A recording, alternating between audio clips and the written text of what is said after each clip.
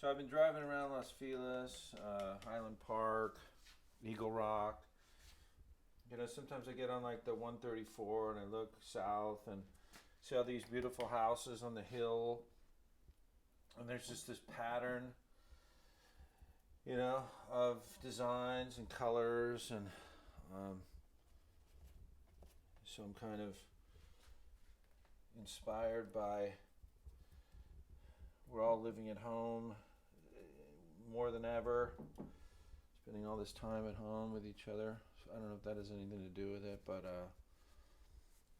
shapes, patterns, color. That's what I'm most interested in. Where is this scene?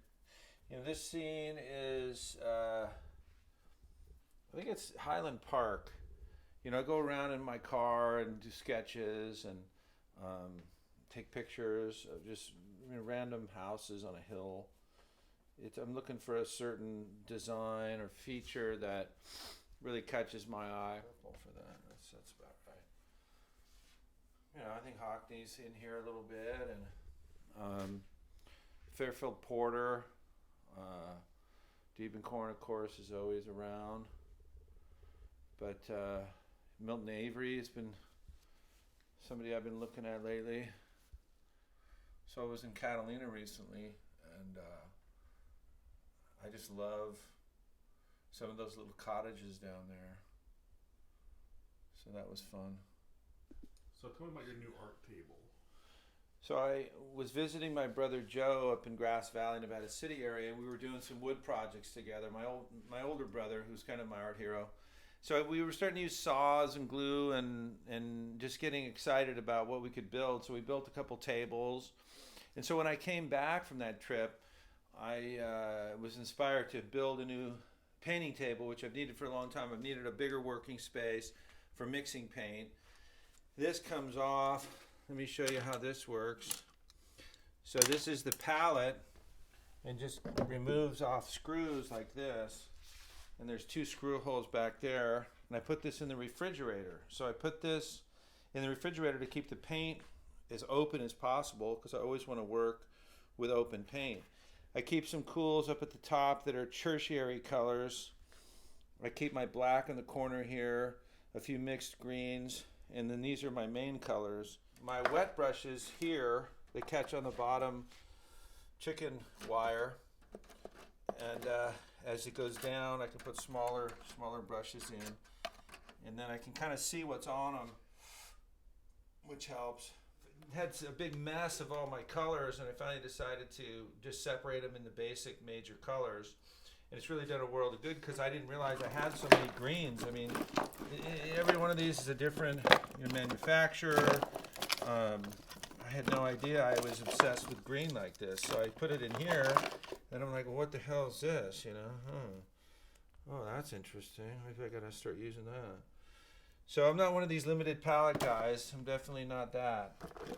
And, light blue's always been one of my favorite colors. So I've always got a few of those, but pinks, purples, all these different purples and pinks. I'm real particular about what kind of purple and pink I like. And then people have given me some paints like this. I know I didn't buy. There's somebody, I kind of put a thing out there. I said I needed some new paint, wanted to try some different things, and people sent me a bunch of paint. So some of these I've never even tried. And then these I just get at Home Depot. Actually, we've been buying them online because it's a lot cheaper to get them online. But for 50 cents, you can use this. And then I keep them all after the paint dries on the brush. And I'm going to do a sculpture with the brushes, with all the different colors that have dried on the brushes. This used to hold molding for framing, or little different strips of molding that would be what you call your rabbet or your liner of your molding. My brother's a framer, so he gave me this thing. And I like to keep all these old brushes because they all have a unique mark.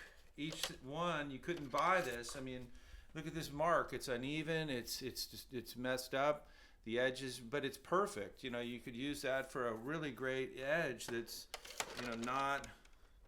not perfect, which I don't like edges that are perfect. I always like them And then some end up being just hard like sticks. They're so dried. But even that's great for pulling away paint and pulling away to show an underpaint, real transparent area or something. So I keep all these, some of these huge ones. You have to use $100 of paint to load this brush. So you got to be pretty serious when you want to use it. To even get it cooking, you'd have to dump a good $100 of paint in there to get it loaded. So these have been used for a lot of landscapes, big cityscapes, some of my big portraits that are 4 and 5 feet tall. The one I did of Twinka Tebow, the triple Twinka, was certainly, a lot of these were used for that, 9-foot painting.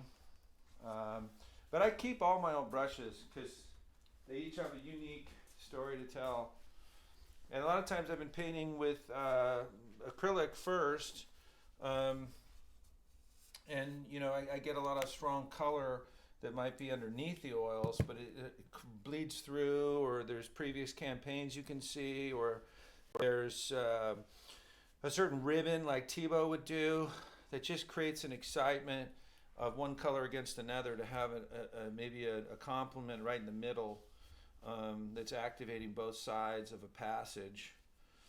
And then these are just to keep the paint going, because these dry out. But you end up, of course, using these to scrape away, and you can break them, and you can get a kind of a unique mark with that. You could scrape it with this, and the edge is going to be interesting as you pull that paint away. See, caps get left off, and so I'm going to have to put water in that. The nice thing about these is you can reactivate them, sometimes years after they're wet, after they dry, and you can get them going again. You can't really do that with oils. Once they're dry, they're dead. This is all oil paint, by the way. So that's acrylic that I'll sometimes use as underpainting.